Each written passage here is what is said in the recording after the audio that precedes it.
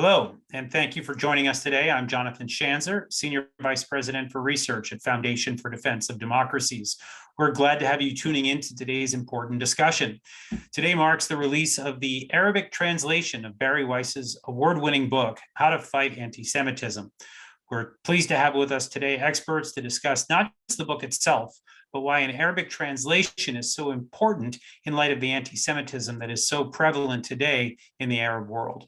Before I introduce our speakers, a bit of background about FDD. We're a nonpartisan policy institute focused on national security and foreign policy. FDD is a source for timely research, analysis, and policy options.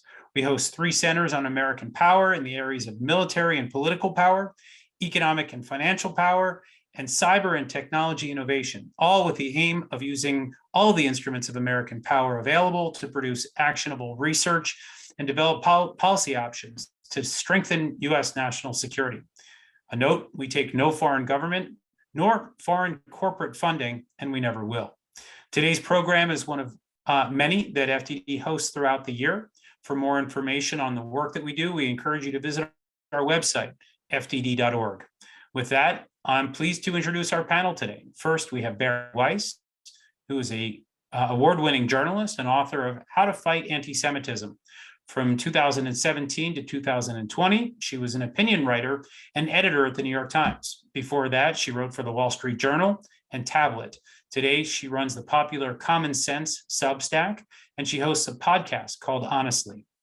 Next is my colleague, Abdul-Hussain, who is a research fellow at FDD. He previously worked at Beirut's Daily Star. He reported from war zones, such as on the Lebanese border with Israel and from Iraq.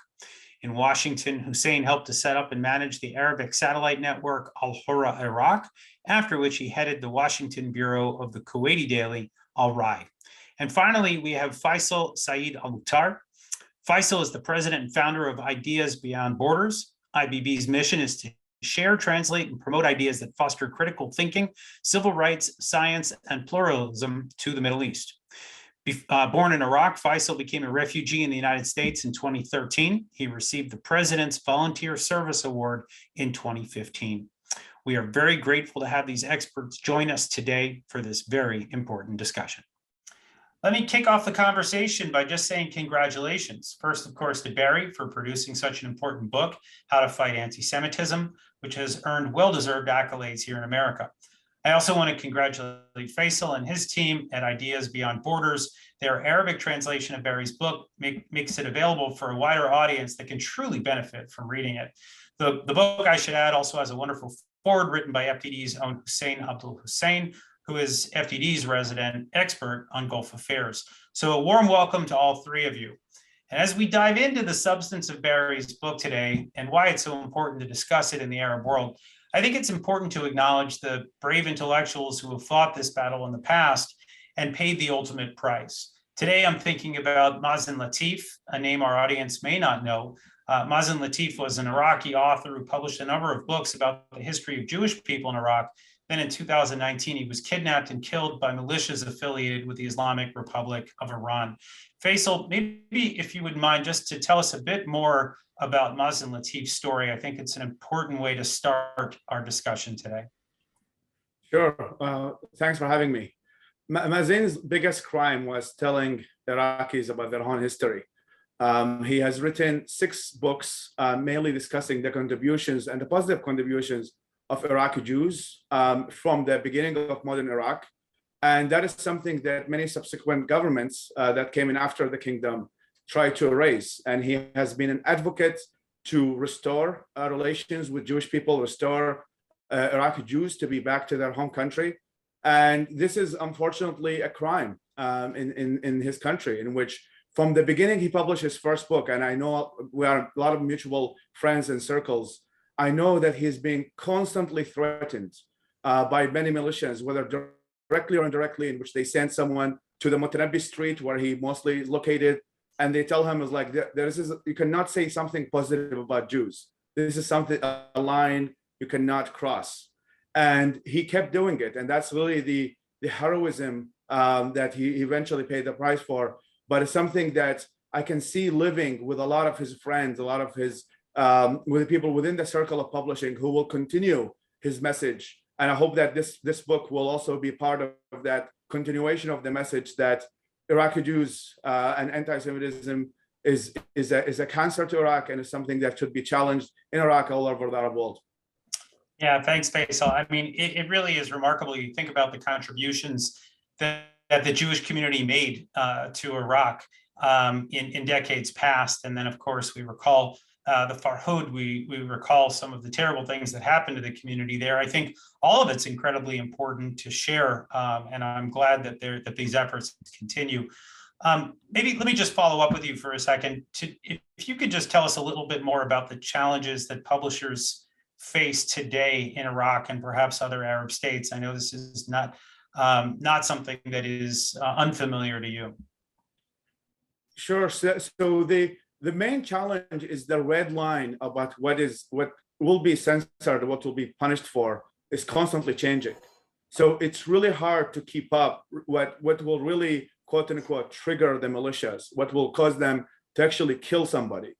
Because sometimes they start with just purely sending someone indirectly, whether it's Asab al-Haq, but other militias, in which they walk to some of the publishers and the people we work with, and they tell them, we don't like you publishing that. And sometimes nothing really happens as a result of that. But then eventually, as what happened with Mazen and others, is people get actually killed. I call that the violent cancel culture, in which people get not just canceled, in which they are banned from participating in society, they're in constant threat.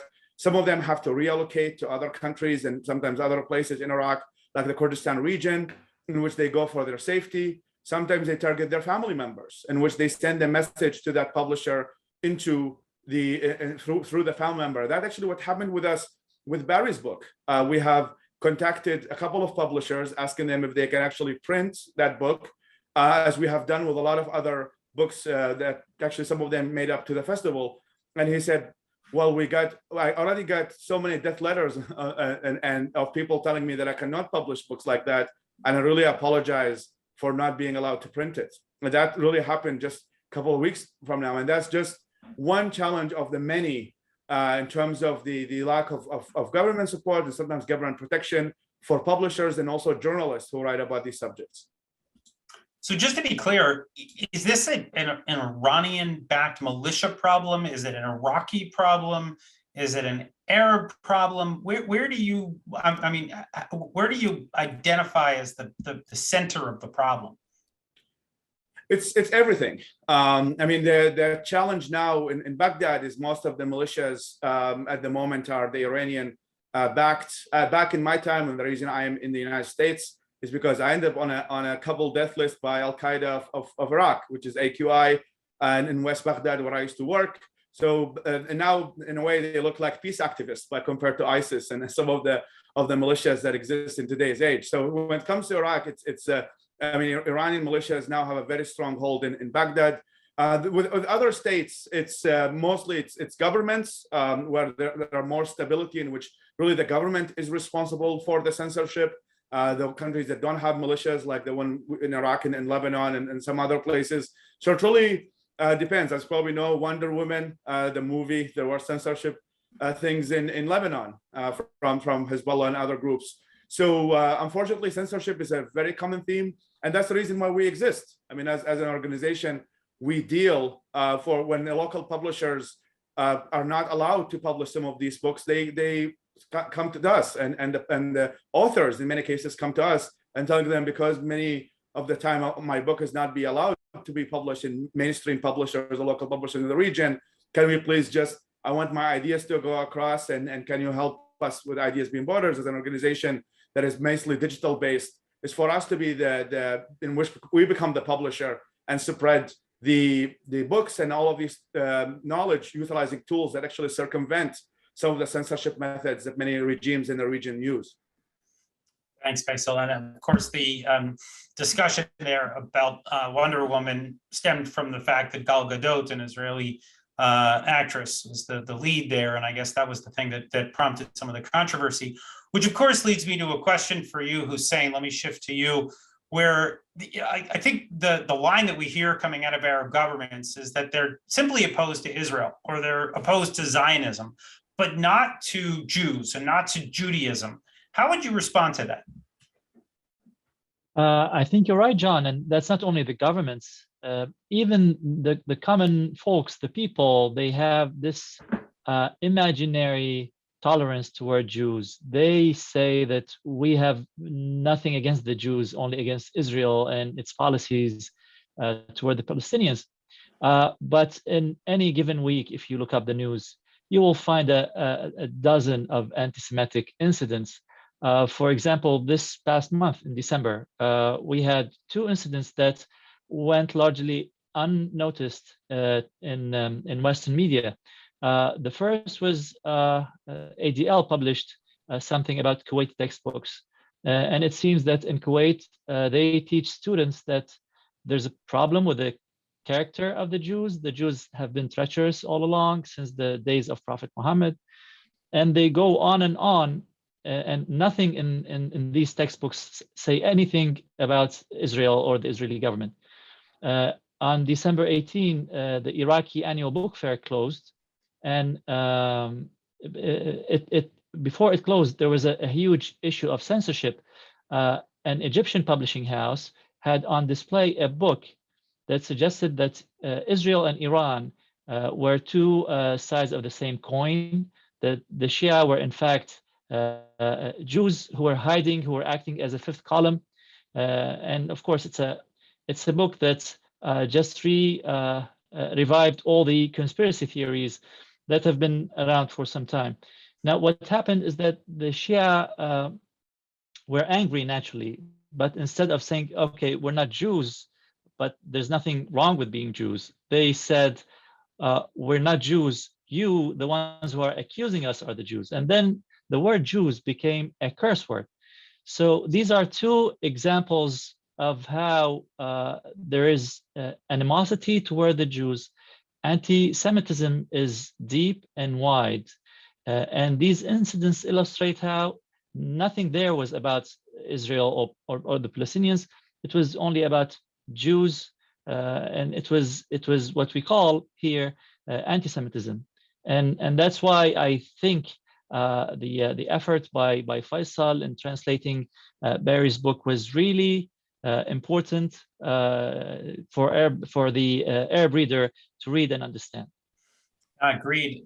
It's funny. I'm just hearing these anecdotes from you. I'm recalling one of the most popular bookstores in Cairo and some of the deeply anti-Semitic books. I mean, some of the older tracts, Mein Kampf and Protocols of the Elders of Zion, these popular books.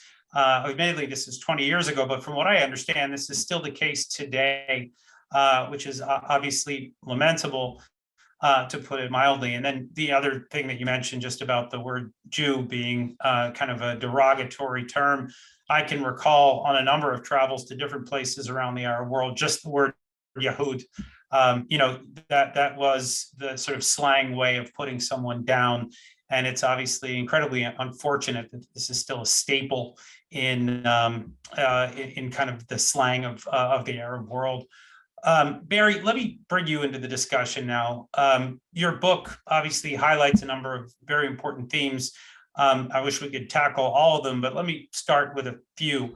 Let me start first with this distinction that you make in the book between what you call Purim anti-Semitism and Hanukkah anti-Semitism. This is, of course, a reference to 2 different Jewish holidays. Maybe let's just start with explaining the difference that you've identified there.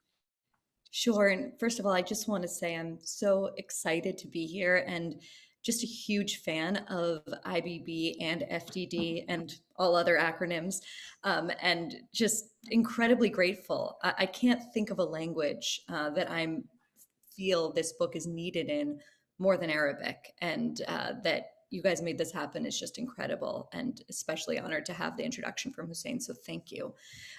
Okay, Purim anti-Semitism and Hanukkah anti-Semitism. This is an idea that I borrowed from the great Jewish scholar Dara Horn. If people haven't read her book, People Love Dead Jews, it's an amazing title. I highly, highly recommend it. And the distinction is really about anti-Semitism that is bald and explicit and doesn't require a Talmudic debate, and anti-Semitism that sort of comes cloaked in the language of progressivism and progress and universal humanity. So in the Purim story, of course, without going into all of the details, people can pick up the Book of Esther if they want to understand it. There is essentially a Hitler-like figure, and he says, we're going to kill all the Jews. And that's what he aspires to do. And so when I talk about Purim anti-Semitism, I'm talking about the anti-Semitism of the neo-Nazi, the white supremacist that walked into the synagogue, Tree of Life, where I became a bat mitzvah in Pittsburgh, said, kill all the Jews, or all Jews must die, and then killed 11 of my neighbors. That is Purim anti-Semitism. Purim anti-Semitism is easy to spot. It is the kind of anti-Semitism that announces itself and then tries to fulfill it. And many of us, I think, are acutely aware of it, both because it is explicit and, of course, because of recent history within living memory of what's happened in Europe with the Shoah, with the Holocaust. Now, Hanukkah anti-Semitism is a bit different, and it's a bit more complicated. It basically says that, and this is the kind of anti-Semitism that we see in the Spanish Inquisition or in the Soviet Union. It says, you can be a Jew, no problem. All you need to do is to disavow X, Y, and Z thing. And so, for example, under the Hellenists, right, in Jerusalem, in Judea, 2,000 years ago, what that meant was you need to not circumcise your sons. What it meant in the Soviet Union was you need to disavow God and disavow religiosity. And what it looks like now increasingly, and this is the anti-Semitism often that comes from the far left, is you need to disavow Israel, or you need to disavow Jewish power, or you need to disavow Jewish particularism. So if Purim anti-Semitism is the kind that comes at you with a gun to your head, Hanukkah anti-Semitism, is more like a frog in boiling water, if that makes sense. And oftentimes today it comes smuggled into the mainstream in language that is frankly a siren song to a lot of Jewish ears, because it claims to be on the right side of history. It claims to be on the side of righteousness. It claims to be on the side of progress. And who wouldn't want to be on the side of those things? I think it's interesting, when we talk about the Arab context, I think we certainly see a lot of that Purim anti-Semitism in the vows to destroy Israel, to destroy the only Jewish state. And then we see that, I think, the Hanukkah anti-Semitism, as you call it, in these countries themselves, where Jews are certainly allowed to live there as long as they disavow certain things, including the state of Israel itself. So I think very important for the discussion today. Let me follow up with another question for you on this before we get back to Hussein and Faisal. But you in your book, you actually talk about how identity politics makes it such that Jews are often rejected by both white nationalists as well as by people of color. So the question is, it seems like Jews are betwixt and between. How did Jews navigate this political moment here in America? I think obviously our conversation today is largely about the Arab world, but it's hard for me not to ask this question today. Yeah, well, just to explain it for one sentence further, and then I'll explain what I think we can be doing about it and what I'm personally trying to do about it to the greatest extent possible, is that, the language of America right now, right, is the language of race. It's not the language of religion or all of the other litmus tests that have been put to Jews in other times and places. So the way that it looks right now is we're sort of getting called neo-Nazis on the one hand, and on the other hand, neo-Nazis are trying to kill us. Now, what do I mean by that, right? The far right says, we're the greatest trick the devil has ever played. We appear to be white people. We look like we're in the majority. We're incredibly successful. But in fact, and this was again the motivation of the Pittsburgh killer, and this is, beyond him, in fact, we're loyal. We're disloyal to real, pure white America. And in fact, we're loyal to Black people and brown people and Muslims and immigrants. The reason that the Pittsburgh killer selected Tree of Life was because the previous weekend, the previous Sabbath, the synagogue had participated in refugee Shabbat, right? And on the other hand, on the far left, it says that we are the exemplars in a way of white privilege, that, yeah, we claim to be minorities, but look at us, look at how we pass, look at how we were able to change our names, look at how we were able to sort of go into the slipstream of upper middle class privileged American life. And so not only are we guilty of sort of being adjacent to white supremacy or upholding it by our participation in it, they say, we're also guilty of the other great sin of modern American progressivism. So we're guilty of racism or tacit racism, and we're guilty of colonialism. Why? Because we support Israel, and they regard Israel as the last standing bastion of white colonialism in the Middle East. And so the great mistake that I think much or some, let's say, of the American Jewish community is making is by trying to play the game. It's by trying to play a loser's game, and the loser's game is the Olympics of identity politics. It's the Olympics of victimhood. It's to say, wait, you say we're not oppressed? Let me show you how oppressed we are. To which I say, that's a game we're never going to win. And it is a game fundamentally that is, in the end of the day, nihilistic and dead end.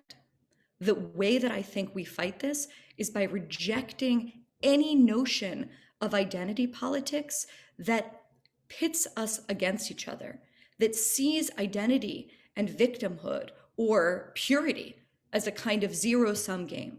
So any politics that claims there are real Americans and there are fake Americans, that there are people who are more pure or more belonging of the American history and experience, and there are those who just aren't, that is a politics, and that comes from the far right, that we should utterly and absolutely reject.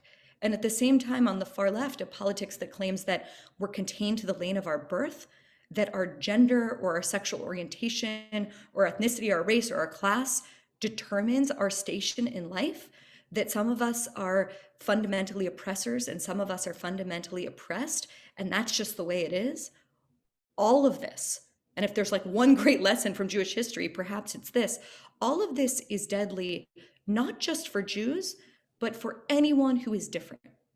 And Jews are just often the first test of that case. And so, I mean, that's the number one thing that we can do, is reject it in our personal lives, not pay it lip service, refuse to sort of bend the knee to ideologies that are fundamentally dehumanizing and erasing our common humanity. Yeah, I think history shows again and again that Jews have been the canary in the coal mine. Couldn't agree with that more. So one more question, just to have you unpack the book a bit so that our audience is fully aware of what we're talking about, what we're bringing to the Arab world. You talk about how the Arab world in your book, you talk about how it borrows its anti-Semitic rhetoric from both the far left and the far right. I'd love to just hear a couple of examples of that. And then maybe just one other thing I'll just tack onto that. I was really intrigued by one passage in the book noting the influence of the former Soviet Union, which promoted anti-Semitism, but also was a leading patron of many of the Arab states in the latter half of the 20th century. So curious where you see the Soviet Union playing a role perhaps in where we are today. Yeah, this was something that I really didn't know about when I set out to write this book in the wake of what happened at Tree of Life. Like any college student, it was 15 years ago in my case, and so what I experienced has only increased exponentially. But you heard often, even back then, the notion that Zionism was racism. And that I didn't realize until doing research for this book that when 18-year-old college students who imagine themselves to be progressive are spouting that line, what they're really expressing is a piece of Soviet propaganda. What happened is when the Soviet Union sort of failed to defeat America's proxies via Israel in the Arab world, it shifted from a military strategy into a propagandistic one, if that's a word. And so as the scholar Isabella Tabarovsky, who if people don't know her, I highly recommend looking up her work, she has definitively shown in the most incredible way, more than anyone else that I've seen, the way that language and rhetoric was transformed from being about Jews to being about Israel. And so, first of all, books, as you mentioned on before, like Protocols of the Elders of Zion, Mein Kampf, these were translated into Arabic. But really what happened was that, Jewish power became Zionist power. Jewish bankers became Zionist bankers. The Jew as the Antichrist became the Jew as the anti-Soviet. Instead of presenting the Jew as the devil, they presented the Zionist as the Nazi. And so this notion that has been so normalized in a lot of sort of right-thinking progressive liberal circles that there's a distinction between anti-Zionism and anti-Semitism. When you look back to this Soviet history, a lot of that sort of falls apart. And you see the way that words were just sort of substituted in one for the other.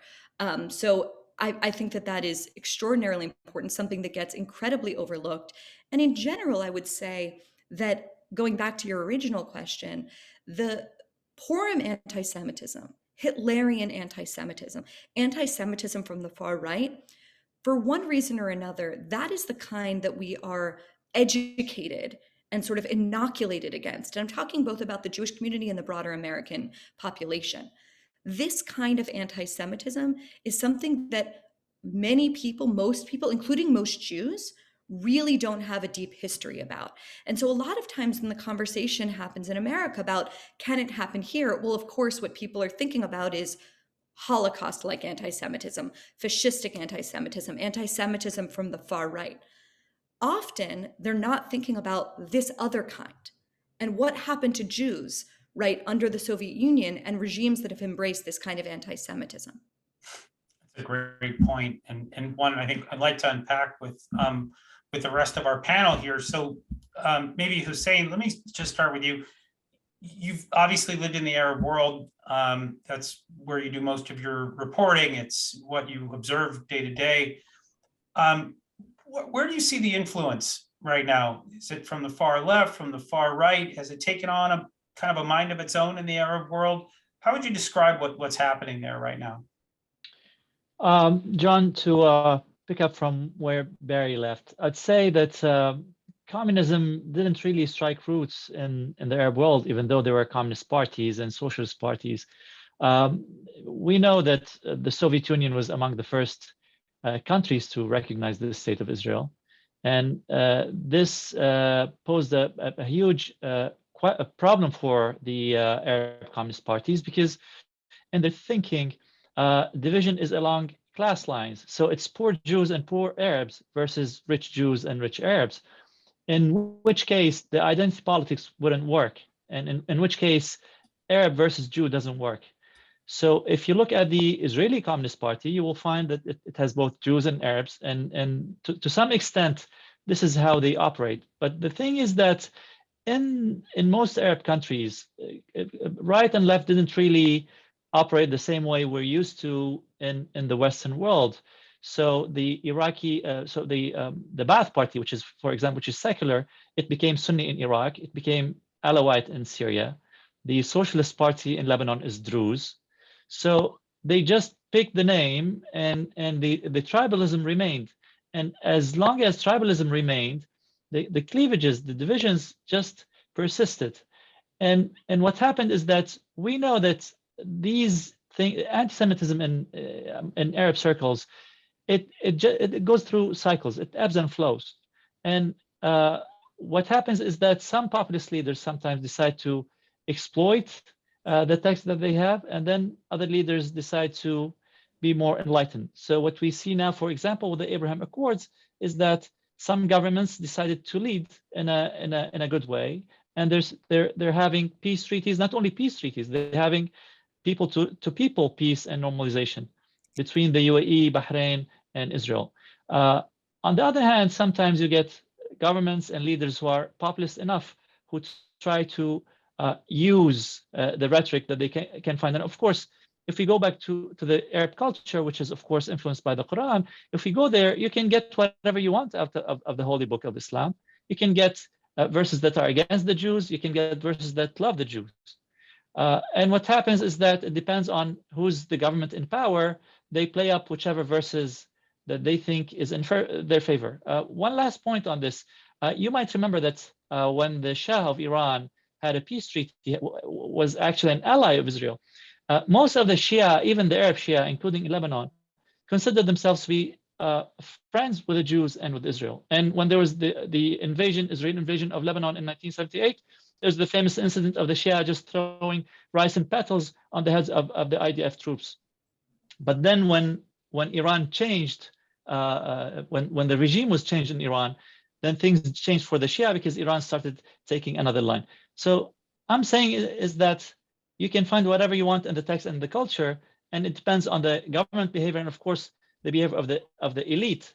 And at this point, I think what this book does is that it addresses the elite. It gives an alternative. It just says, look, what you hear, what you get as in terms of propaganda from the government, from the people who surround these radical governments, like in Iran or in Iraq or in Lebanon, what you get is not the only narrative. There are other arguments, there are other points that can be made about peace. At this point, it's unfortunate that Iran is forcing Iraq and Lebanon to treat peace like a bad thing, and that's, you know, books, people like Faisal, like myself, like everyone, we're trying to push back on this, and we hope that this gets somewhere positive in the end.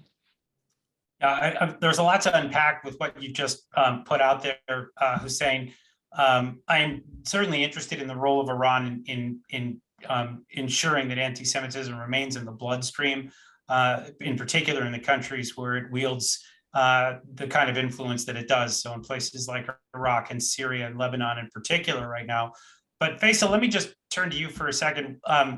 We heard a bit about Arab nationalism. We heard a bit about Islamism. It's often where the two collide that we see some of the more toxic ideologies in the Middle East.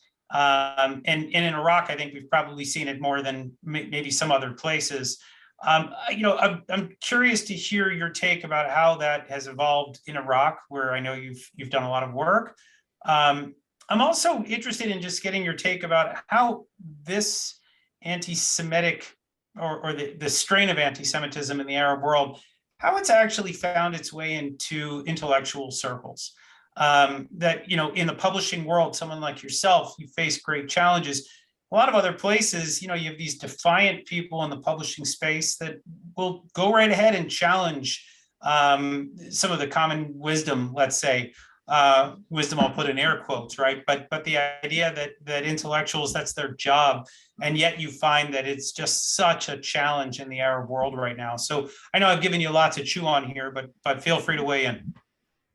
Yeah, I mean, and I do want to get back to a bit of the Nazi Soviet. I mean, they actually started, that was mentioned in Mazen's book about translation movements that actually translated a lot of, so Iraq, in many cases, the Middle East as a place in which where World War II powers were fighting, and also with the Soviet Union.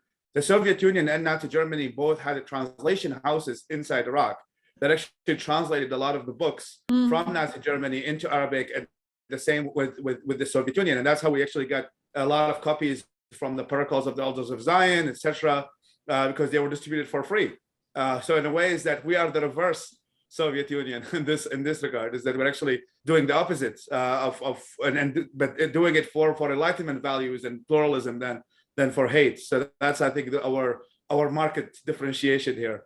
In terms of in Soviet Union and communism in particular, it metastasized. I mean, the thing with we've done actually a very interesting an Arab Barometer report, which is a organization that addresses surveys in the Arab world and so many other places, is that mainly the communist or the kind of the left-wing ideology was able to be more localized than, let's say, Western, let's say, capitalistic thinking, in which many people don't think of left-wing as Western idea, because it's mostly merged itself with the forces of anti-imperialism and kind of the anti-Western narrative. So when somebody one of the main challenges, I think there's a lot of relatability between like kind of more Arab liberals and some of the Jewish experiences also were hated by everybody, right? We have the far right who thinks we are with the Islamic terrorists, and we have the far left who think we are not authentic Middle Easterners, and then we have the Islamic extremists who want to kill us. So that's, I think we have a lot in common there, and that's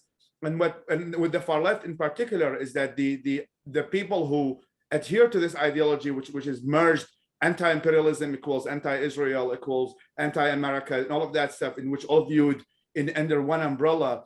It is not viewed as that you borrowed that line of thinking from the Soviets. It's viewed as that you're actually an intellectual in the Arab lands, even though you're actually utilizing a lot of language that were coming from the communist Westerners. Well, for example, if you are more on the right, or let's say you quote Adam Smith, or you quote more like Western thinkers, you're viewed as a Westerner. You're actually sold your identity. While if you quote Karl Marx, you're viewed as a local intellectual. And some of these, that's what I find really fascinating is that the left-wing ideology has been able to be far more localized within the intellectual circles in which people don't think of themselves as Westernized. But if you say you're viewed as a local anti-imperialist who fought against the West, but if you are taking other Western ideology, which is more the free market ideology, you're viewed as a Western. So that's and I think that is really the some of it some extent as a defense mechanism. I think is that because one of the largest opponents of all of these ideologies is the Muslim Brotherhood and some of the Islamic ideologies in which no, I'm more Arab than you, and everybody is really trying to challenge that, in which everybody wants to sound more authentic than the other, which is in a way a lot of language of identity politics being used. Is that who is in a way more authentic representation of the views? And I think one of the great things about this book, which I'm very happy of translating, one of the main narratives that even unfortunately being pushed by a lot of intellectuals within the region is that Jews control America. And generally it's viewed through the lens in which Israel in a way controls America and not, and the book that Bari wrote about really the challenges that Jews have here challenges that narrative of global Jewish domination. And that's really one of the lenses that one of the readers actually sent to us about that he actually saw that this could be a very great challenging narrative to this narrative that Jews control America and they have it all great and they're on the top. All of them lived in Fifth Avenue and they control everything in this planet. And what Bari is doing is that actually the challenges that many Jews face here shows them that they're actually not the ones controlling the country from Fifth Avenue. It's more complicated than that. That is fascinating to me. That's a reaction to it. I really want to be connected to that reader. Sure. Yeah, and I was going to say, if Jews are controlling the world, they're doing a pretty bad job right now, given all the anti-Semitism that we see out there. It's kind of hard to make that argument. Bari, I'm going to turn back to you for a second here. I want to touch on a couple more themes that that you wrote about that I think are probably worth unpacking for this discussion. The first is how you noted that Israeli Prime Minister Benjamin Netanyahu was courting some far-right politicians while also endeavoring to combat anti-Semitism. Admittedly, Bibi is now out of power, but how does this dynamic, in your view, complicate the fight against anti-Semitism in the United States, not to mention in the Arab world? I just think it makes it much harder. And like I wrote this book way before Bibi embraced, I think the name of the party was Otzma Yehudit, which is like Jewish power. These are disciples of Meir Kahane, who I think anyone would agree, although actually I'm curious if you guys do, was, a viciously sort of anti-Arab militant who was outlawed, whose party, which was called Kach, was outlawed in Israel.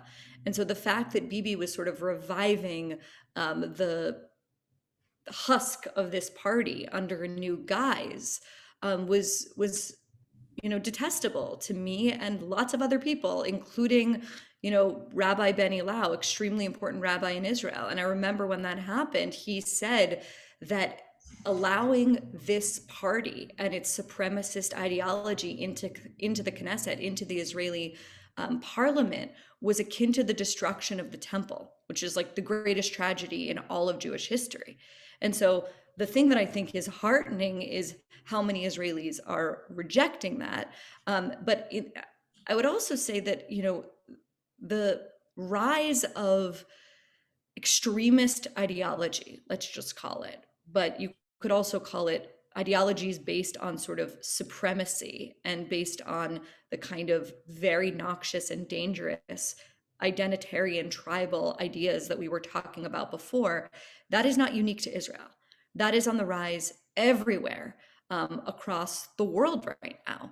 And that is something that I don't think we can solve in the hour that we have together. But I think that it's something that I am thinking about every single day right now, and thinking about what role I can play to the extent that I have any influence to combat that. But I think it is a historic wave of which Israel is only one tiny example.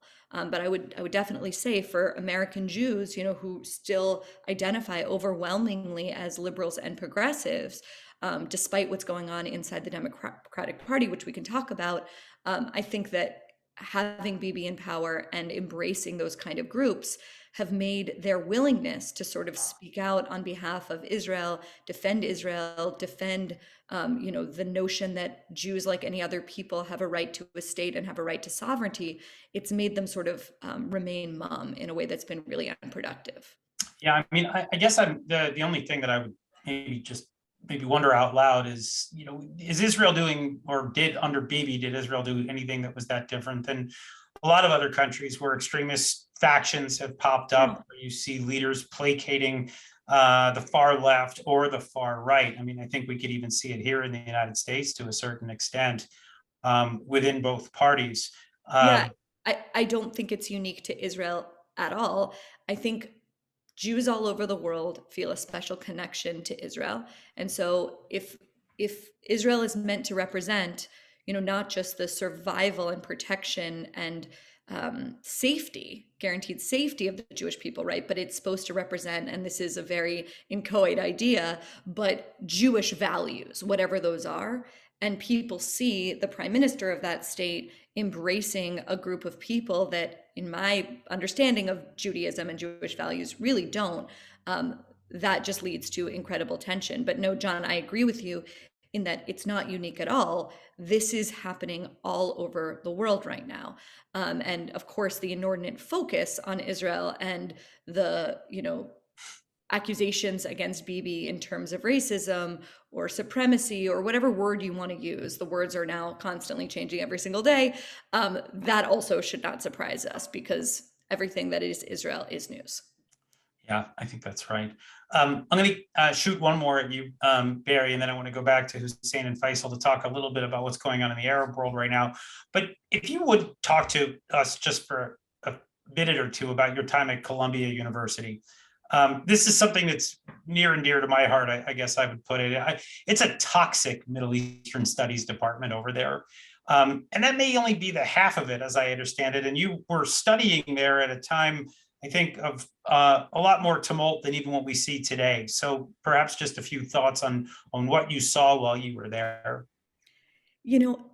I think that I saw something earlier than other people on this score, because the notion that up until very, very recently, John, there was this idea that was shared by liberals and conservatives that sort of what happened on campus stayed on campus. And yeah, you might have some weird ideas about any number of radical subjects. And, but if you move away from Oberlin or Vassar or Columbia or Yale or whatever elite institution, and you make your way into the world and you get your job at McKinsey or wherever, that the sort of radicalism and excesses of the college campus and its politics are going to be left behind. But as IBB puts it on its website, ideas change the world. Ideas change the world. And I don't think we've seen, or at least in my life, a more obvious example of that than what we've seen from the generation that Jonathan Haidt and Greg Lukianoff capture beautifully in The Coddling of the American Mind, that are now sort of transforming the most important sense-making institutions in America from within. And I'm of course talking about the media, but also, frankly, Congress and the Senate and publishing houses. There's Norman Mailer's book was just canceled, probably because of some 26-year-olds who were offended by words he wrote in the 1950s, and so on and so forth. We all know there are hundreds and hundreds of cases at this point. And so I saw sort of the tip of that spear through the lens of a subject that I knew something about, and that was the Jewish people and the state of Israel. And I was in classes in which, and this speaks to the broader theme, that, that there was just total intellectual and political forced homogeneity. In other words, anyone that departed from the view that Israel was a settler colonialist state, that Israel was committing mass crimes, maybe even genocide, and that to be a Zionist was to be a racist, well, that was to sort of put yourself outside of the community of the good. That was to put yourself on the wrong side of history.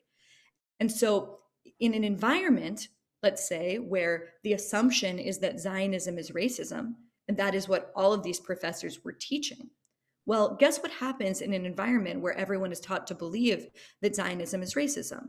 Well, then Zionists become racist. And most Jews identify as Zionists. In other words, they believe in the right of the state of Israel to exist. So that sort of was my early experience. I sometimes joke that I'm like living in Groundhog Day, just like in bigger and bigger perches, which is to say that I saw really intimately the dangers of being in an environment where only one view was accepted and the demonization of anyone that held a different view. At the time, John, I did not have the confidence to call this anti-Semitism, but I pulled a quote just to give people a sense of what was happening at the time. This is a quote from a professor called Hamid Dabashi, who was then the head of the Middle East Studies department when I was at school. This is what he wrote in 2004. "Half a century of systemic maiming and murdering of another people has left its deep marks on the faces of Israeli Jews. There is a vulgarity of character that is bone deep and structural to the skeletal vertebrae of its culture." That was the head of the Middle East Studies department when I was a student there. And the main thing that we were trying to insist upon at the time is obviously academic freedom, obviously tenure. There was nothing we could do about a professor like that, but at least have the respect for your students to allow them to express a different viewpoint in the classroom. But that sort of wasn't possible. And, that was my sort of first experience, frankly, of standing against the grain and saying things that other people didn't agree with and having people call me terrible names because of it.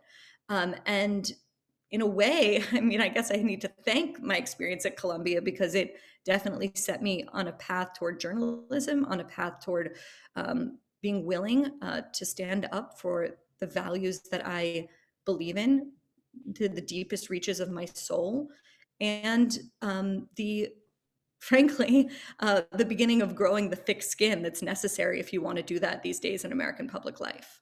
Yeah. It sounds like that was a formative experience. Unfortunately, John, I think. Can I add one thing? Of course. At the time, those of us who were sort of trying to sound the alarm on this inside the American Jewish community and more broadly, we were sort of waved away by people in positions of power. We were told that, this was just a detail, that this would go away, that we were making a mountain out of a molehill. And I really believe that, the ideas that you are marinating in the most formative intellectual years of your life make an enormous, enormous difference. And I just want to tie that back to the mission that Faisal is pursuing with IBB, which is to reach people and hopefully reach young people who are they're not at Columbia, they're not on the Upper West Side of Manhattan, but they're in places around the world where they are also in environments of intellectual orthodoxy. And they are looking maybe for a different perspective, that getting them exposed to books like Steven Pinker's and the others that IBB are translating is just enormously important. And I know for me, obviously an extremely different context, and I'm not comparing them, but being in that environment and being the kind of person that wanted a different view, the kind of books and essays, and I remember them, that I read at the time. One of them was Closing of the American Mind. And I was like, how did he see everything that was going to happen 30 years before? But reading books felt like a breathing air, honestly. And being exposed to a different perspective at the time made me feel less lonely and really changed the course of my life. Well, unfortunately, I think we're still seeing a lot of that. What you saw at Columbia is persisting. We're seeing a lot of the same characters still running the show over there, and that doesn't portend well. But I do think that, when you have voices that come from the region that come to teach here in the United States, particularly in the field of Middle Eastern studies. I mean, I think that's always been the problem, is I think they wanted to bring a certain perspective to the United States, a certain organic Middle Eastern perspective. I do think that books like yours, when they're translated into Arabic, can begin to chip away. And I think that is, of course, where Faisal is trying to make a difference. Okay, look, we've covered a good bit of bad news throughout this discussion. I do want to note that there are some positive developments, particularly in the Arab world. I noted one of them in my new book, Gaza Conflict 2021. And I noted that the war between Israel and Hamas in May of last year, that there was far less vitriolic discussion of Israel. Let's just put it that way, that it was more muted than in the conflicts of the past. And so, Hussein, you've just returned from the UAE. Is that your sense? I mean, have the Abraham Accords helped to change perceptions of the general population? Is it governments that are leading the way? Is it the people? Is it a bit of both, top down, bottom up? How to understand some of these new trends? I think the Abraham Accords absolutely changed things in the UAE. And I've visited Jordan and Egypt in the past. And even though these two countries have had peace treaties with Israel for decades now, you don't see the just regular Israelis just walking down the street in Cairo, for example, whereas you see Israelis just with kippah on their heads, and even they're speaking in Hebrew in anywhere in Dubai, which was really interesting for me to see. The second thing was that, remember that the UAE has become the place where most Arabs go to live and work and raise their families, especially Arabs from countries who are at war with Israel, for example, Lebanon and Syria. And these guys who are instructed in their home countries to look at Israel as the eternal enemy, and to look at Jews as the eternal enemy, these Lebanese and Syrians and Iraqis and everybody else, they get to see Israelis, they get to hang out with them, they get to work with them. So it's changing a lot of minds. I've talked to many Lebanese friends who I've known since forever, who live now in Dubai, and to my surprise, their opinion about peace with Israel, their opinion about Israel and Jews has changed substantially. So this shows that governments can lead the way in terms of peace. Now, of course, it's still an uphill battle. You know, it's in most Arab countries, it's much easier to come out as being from the LGBT community than to say you want peace with Israel, and you're only asking for peace. You're not even asking for war or anything else. But I think it is positive. I think Abraham Accords are positive. I think in Egypt and Jordan might be trying to maybe heat up their peace with Israel. Maybe other countries will follow. But you know, on my trip, I only saw positive signs that I hope that everybody can build on for further peace between the Arabs and the Israelis. That's certainly heartening to hear. Faisal, let me ask you, are you seeing change? I mean, I know that's your mission. I know that's what you're fighting for, but are you actually seeing change on the ground in the Arab world? And I think in particular, I mean, I think kind of pulling on a thread that Bari put out there, it's the youth that we're thinking about the most, right? Those formative years. Are you seeing changes among the youth in the Middle East? Definitely, and in a positive direction. I mean, we have roughly about 5.5 million subscribers around the Arab world, starting from Iraq all the way to Morocco. And our most video was actually about an Egyptian Jew. His name is Ramon Shinazi, who discovered a cure that led him back to Egypt. And most of the comments were positive. To get on what Bari is saying is that people, especially in many places in which they have seen the failures of both the Arab socialists with the Ba'ath Party, followed by the Islamic State, as in the case in Mosul and other places, and they've seen the failure of the Islamists, they're looking for an alternative narrative. And that's what I think we come in as an organization, is that we are the alternative narrative. And I think the first thing to start with, I think, especially when it comes to the subject of Jewish relations, let's say, is the language of humanization. For years and decades, many of these people through the education system, through the media, through etc., which most of them was controlled by the state. They have received all types of negative images and portrayals of Jews their entire lives. And I think that wearing my counter-extremism hat for a bit, I think that the first thing, and what we have done with the story of Purim and Hanukkah, we have also highlighted a lot of positive contributions of Jewish people into the Middle East at large. We are seeing some change of perception, at least a lot of positive comments coming from people. Number one, saying that they have never heard of that story. They would love to know more, and they would love to read more resources. So I think that's where we as an organization, I think, especially on this subject, but also on other subject, is to be that leading organization of enlightenment thought and alternative narrative into the region. And the fact that we were able to we are only 5 years old, and we're turning to have 5.5 million subscribers. I think that says something about really the demand for such content. When I started the organization, I didn't think that the demand would be that high for something like Steven Pinker's book, which was actually printed by a lot of Iraqi local protesters, or John Stuart Mill on Liberty, which is something we actually done in partnership with Heterodox Academy here in the States. And so the demand for content like this is pretty high. I mean, there are a lot of black market for books in Telegram and Signal and all of other places in which people are spreading many of these banned material.